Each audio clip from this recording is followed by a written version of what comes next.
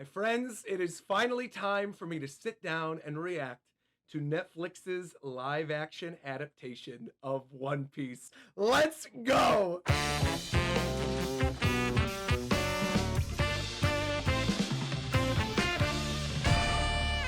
It begins! Here we go! Episode 1. You get the map of the Grand Line, East Blue and South Blue, right at the very beginning. Lots of little Easter eggs there with the islands. The Island of Rare Animals. We got a Gaimon shout out in the first 3 seconds. Okay. It's so wild to finally be watching this after so long. My eyes are peeled for Easter eggs. I'm looking for everybody. Goldie Roger. Who everyone apparently says looks like me. I can kind of see it, I guess. Man, the costumes are just unreal. Like, I told you guys this when I went to the set. I told you how good the costumes were going to look. And actually seeing them in motion is something else. Ooh. Mihawk, okay, young Mihawk. Man, I do love, too, what they did with the makeup, because you could tell he's sickly. Oh, he's not smiling? He is dying smiling. There we go, there we go. Let me hear that theme. The One Piece. Da da da da da da da da da da da. And I've talked about this ad nauseum at this point, but I really do like the logo for One Piece Netflix as well. East Blue, present day. There's our Luffy. I'm just grinning from ear to ear. He's so cute. The little news scoop. Oh, man.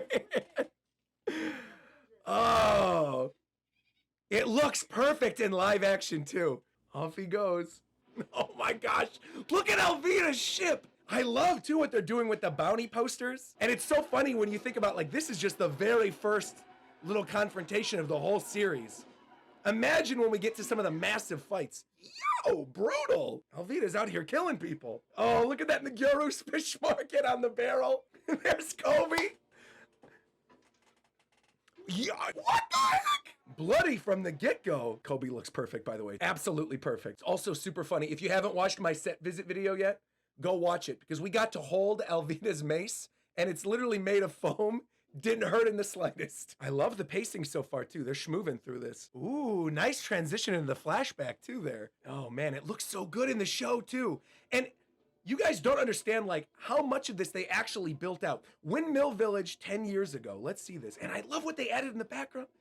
Oh, dude, what's up? Lucky Roo. I love that he's got the meat on his shoulder. Shanks.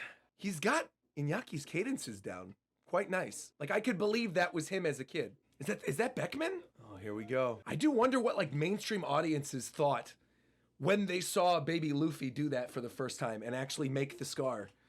I'm sure that was shocking to a lot of people. See, for me, I eat, breathe, sleep One Piece. And so, like, so many of the different moments are things that I've seen millions of times by this point. But it's so weird to actually, like, see it play out in live action now. And I love how they're interspersing the flashback with this explanation to Kobe. It's great. It is fun, Luffy. If only you knew at this point in the story. If only you knew. He just nails Luffy, man. He really does. He's got exactly the right personality for it. And again, I'm just admiring all of the detail on this set. The most powerful pirate. It ain't you, Elvina. I'll tell you that right now. You're not that guy, pal. Trust me. You're not that guy. Oh, dude.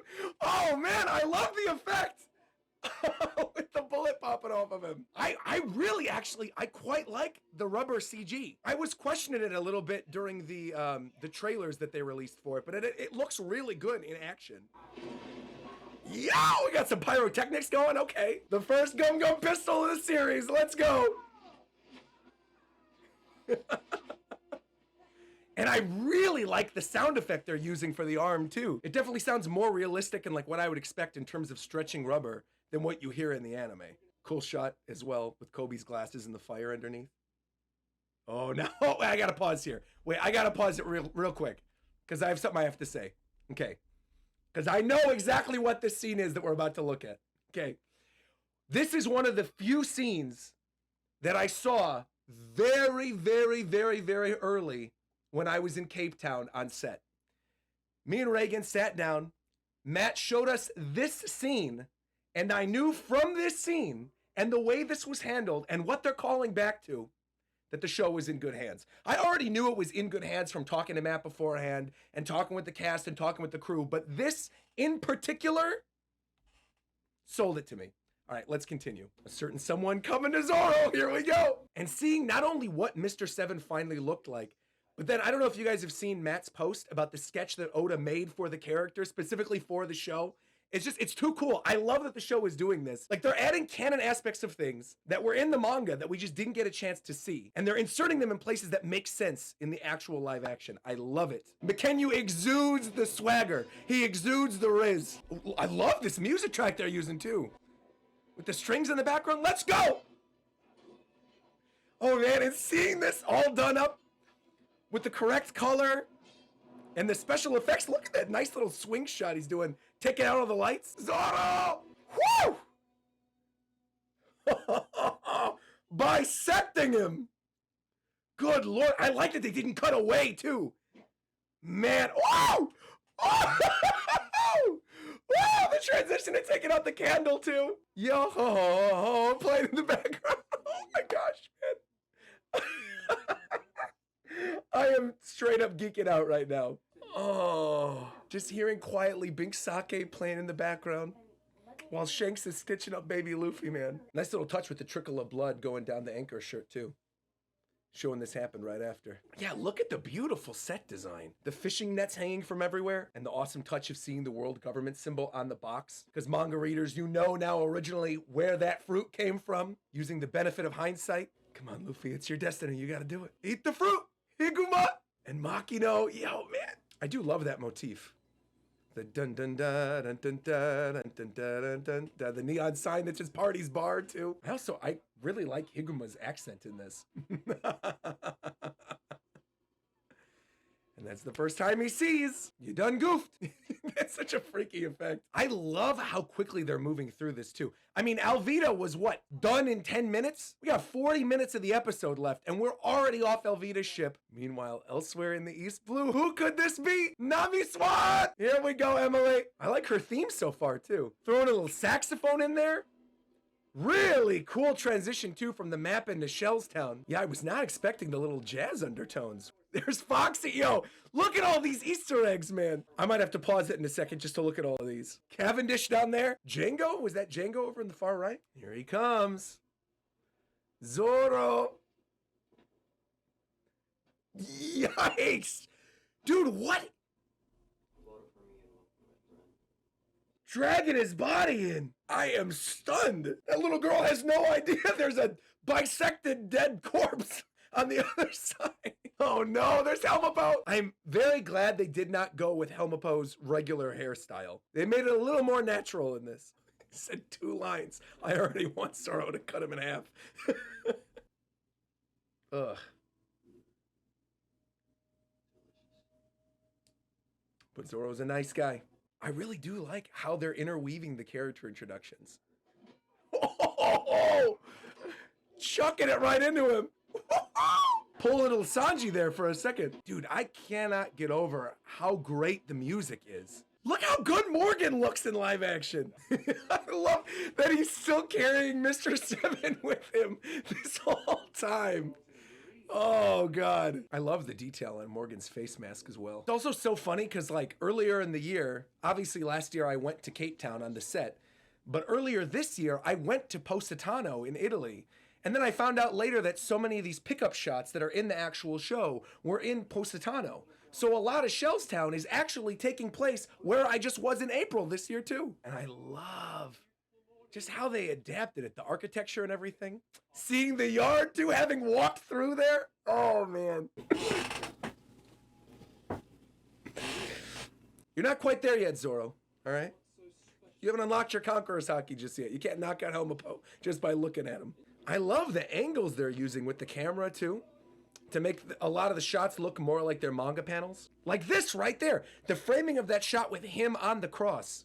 Future Pirate King meeting the future wing of the Pirate King. Here we go. I just love how earnest Luffy is being in this moment too.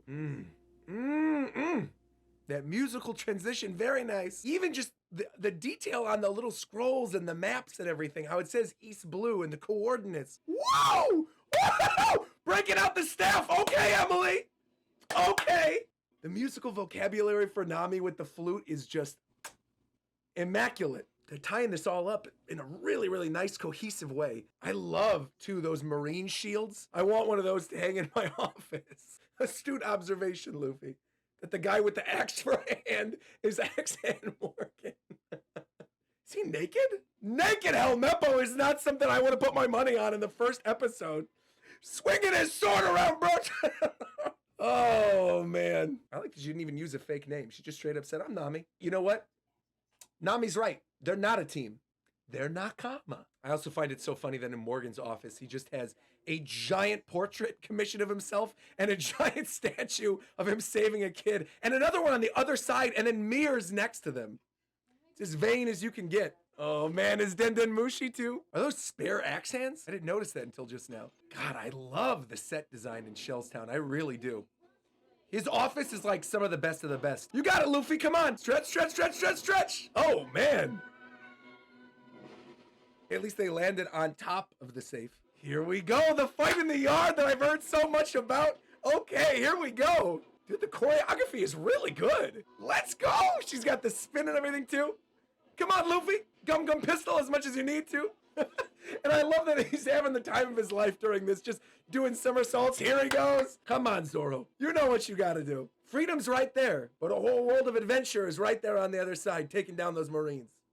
You know what you want. I also love that the subtitle during Zoro's is mysterious music plays. Let's go, man. Almost feels like a Western, doesn't it? With the in the background.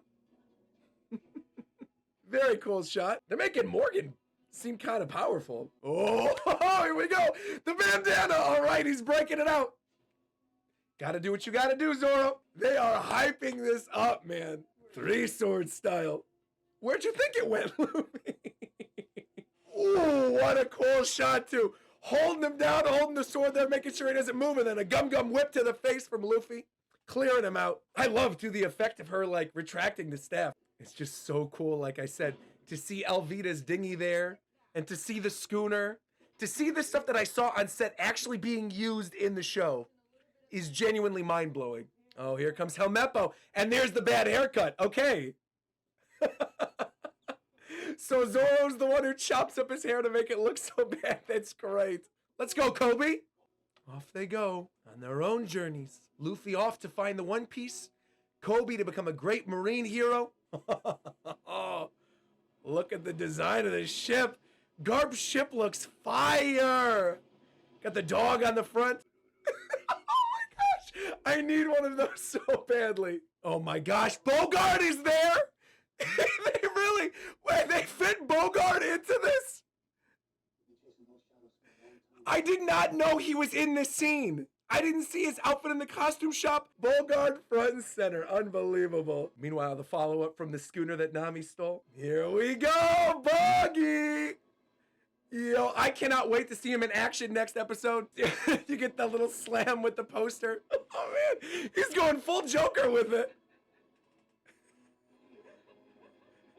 I love this. I love this. Oh, man, teleplay by man. Oh, is this even? Oh, man. Hold on. You even get the reference to Kong, where it says the map of the East Blue. Right underneath it, it says created by the Marines of the East Blue by the orders of Commander-in-Chief Kong. This first episode was honestly everything that I could have possibly asked for and more. I think the pacing was absolutely perfect. The choice to have Nami and Zoro and Luffy all meet to try to get the map in Shellstown, I thought was a great directorial decision. And one of the quick little anecdote I want to throw in there before we wrap it up. You know, I had to wait to cover the show on my YouTube channel, despite the fact that I literally cover One Piece every Sunday alongside the official release of the manga chapters. You know, I waited because of the SAG strike to watch it. And so my parents have already watched all of the first season. They binged it. My mom and dad have literally never watched anime before in their life. Right? Their son covers it for a living. They do not watch anime. And yet, I got a phone call from them after they had watched the first episode, and they were talking about how much they enjoyed it and how digestible it was, considering just how many characters and how much lore there is to dump, especially into a pilot for a show like One Piece. Like, there's so much there. And I love the choice of opening it with Garp and Roger, and then having Garp kind of be the teaser at the ending right before Buggy, where you see Garp's ship, and the average mainstream viewer would make the connection going, oh man, that was the guy that was there at the execution of the Pirate King, and now he's chasing our crew. Like, they're in for it. They really managed to tie these plot lines together in a cohesive way that's actually easy to follow and easy to understand. And again, that is not an easy task for something like One Piece that has 1,000 chapters filled with such deep lore and so many characters. They even managed to squeeze in Gaimon on the map in the very opening of the episode. There was a little blink and you miss it moment with the Island of Animals. It was right there. Everything from the set design to the music, the actors, everything I think is like superb. I don't know how much better they could have possibly done it. One Piece is one of those series that I feel like would have been near impossible to turn into a live action adaptation. There is so much going on in every single panel. There are so many details, so many Easter eggs. I need to watch this first episode like 3 more times to make sure that I actually caught everything. But that's enough for today. I got 7 more episodes that I gotta get through. So if you enjoyed today's reaction, make sure to leave a like on the video and make sure to subscribe so you don't miss my upcoming reactions. And if you want my full uncut reactions to each episode of Netflix's One Piece, you can join my membership program. There's a lot of details about that in the description below. Thank you so much for watching. Like, comment, subscribe, and until next time, I'll talk to you guys later. Nakam!